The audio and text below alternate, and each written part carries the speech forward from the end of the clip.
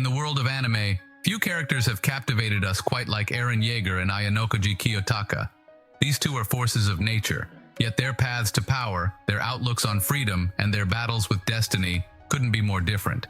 This video is dedicated to my loyal subscribers, you who crave insight, depth, and the pursuit of understanding the minds of genius-level characters. Today, we explore the clash of minds and philosophies between Eren and Ayanokoji. To understand Eren and Ayanokoji, we first need to dive into their core ideals. For Eren, freedom is everything. Born into a world where titans reign and humanity is caged, his life has been a relentless struggle to break free. Freedom isn't just a concept for him, it's his heartbeat, his rage, his very purpose. This desire propels him into battles he can't always win, yet he fights, driven by his unyielding will. Ayanokoji, on the other hand, is entirely different. Raised in the sterile, unfeeling environment of the White Room, Ayanokoji doesn't share Eren's fiery desire. His motivation is simpler: existence. He has no dreams of freedom, no loyalty to ideals. Ayanokoji's purpose is rooted in pure survival and understanding. He exists to observe, to calculate, to control. Where Eren charges headlong, Ayanokoji watches from the shadows, quietly assessing, his mind a fortress against the world. Now consider their philosophies. Eren's actions are ultimately driven by a fluctuating moral compass, one that changes based on his growing understanding of the world and the weight of his own choices. He's willing to become the villain if it means saving the people he loves.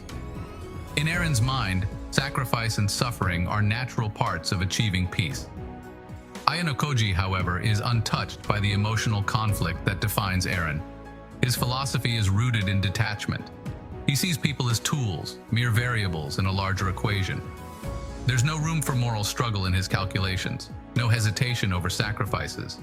Ayanokoji embodies a level of cold rationality that keeps him firmly in control, powerful, yet distanced from the world. Let's look at their strategies. Eren is a force of nature, direct and unyielding. He throws himself headfirst into his objectives, not fearing destruction if it means achieving his goal. He's fierce, he's passionate, and he's transparent. Everyone knows his intentions, even if they're afraid to face them. Contrast this with Ayanokoji, who's the opposite: subtle, restrained, and calculating. He doesn't reveal his hand. In fact, he moves in shadows, letting others believe they're in control. Ayanokoji's tactics are so effective that most of those around him have no idea they're being manipulated. Where Eren demands respect through strength, Ayanokoji quietly commands the world around him, often unnoticed. Both characters pursue power, but with very different objectives. Eren seeks power as a means of breaking free from chains, both literal and figurative. Power for him is about liberation. It's his way of challenging fate, of rewriting the story forced upon him. Ayanokoji, however, sees power as a way to maintain his own sense of security and anonymity. For him, power is something to wield carefully, keeping it hidden until absolutely necessary. He's less interested in changing the world and more focused on mastering his environment, maintaining control without drawing attention. Relationships form another stark contrast between these two. Eren is deeply connected to those around him, even if those relationships bring him pain and betrayal. His bonds fuel his actions, but they also make him vulnerable, leaving him conflicted and at times tormented. Ayanokoji, on the other hand, keeps his distance. People are mere chess pieces to him, pawns to be manipulated. He interacts with others strategically, using relationships only when they serve a purpose. Where Eren's connections often cloud his mind, Ayanokoji's detached approach keeps his perspective clear, but at the cost of genuine connection.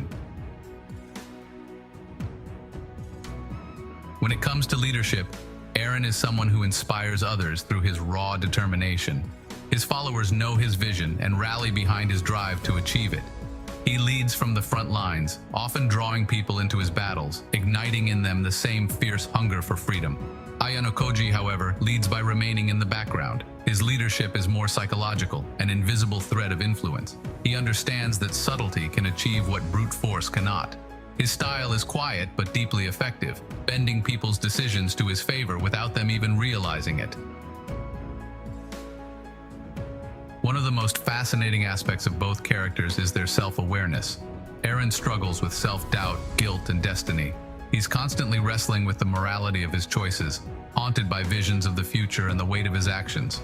In many ways, Eren is his own worst enemy, battling an internal war just as intense as his external one. Ayanokoji, however, is almost eerily comfortable with who he is. His lack of emotional conflict makes him appear almost inhuman, as if he has made peace with his role as an observer, an outsider. But perhaps this is just another mask he wears, concealing a side of himself even he doesn't understand fully. In the end, Eren's actions are driven by a desire to leave a lasting impact. His story is one of rebellion against destiny, and he wants to be remembered for breaking free of the chains that held him. Legacy for Eren is about changing the world and making it a place where people like him don't have to suffer. For Ayanokoji, legacy is irrelevant. He's focused on survival, not on how he'll be remembered. He cares little about leaving a mark. His goals are personal and pragmatic, rooted in self-preservation rather than a higher cause.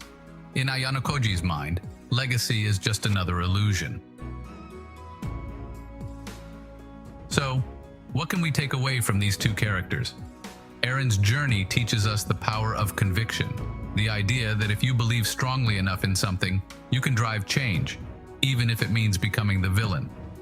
His life is a testament to breaking free, of rejecting the chains society or fate places on us. Ayanokoji's story, however, teaches us the art of detachment. By observing without being seen, by understanding without attachment, he demonstrates the power of remaining a step removed. Ayanokoji embodies a unique kind of strength, the strength to remain unshaken, regardless of the chaos around him. Ultimately, both of these characters challenge us to examine our own values, to question what we're willing to sacrifice for our beliefs, and to find our own path, whether it's Eren's fierce quest for freedom or Ayanokoji's quiet, calculating control. Thank you for joining me in this exploration of Eren and Ayanokoji's minds. For those of you who are loyal subscribers, know that this video is dedicated to you. Your support fuels the insights, depth, and shadows we delve into on this channel. If you're new here, subscribe for more deep dives into the minds of characters who challenge us to think differently. And as always, embrace the shadows.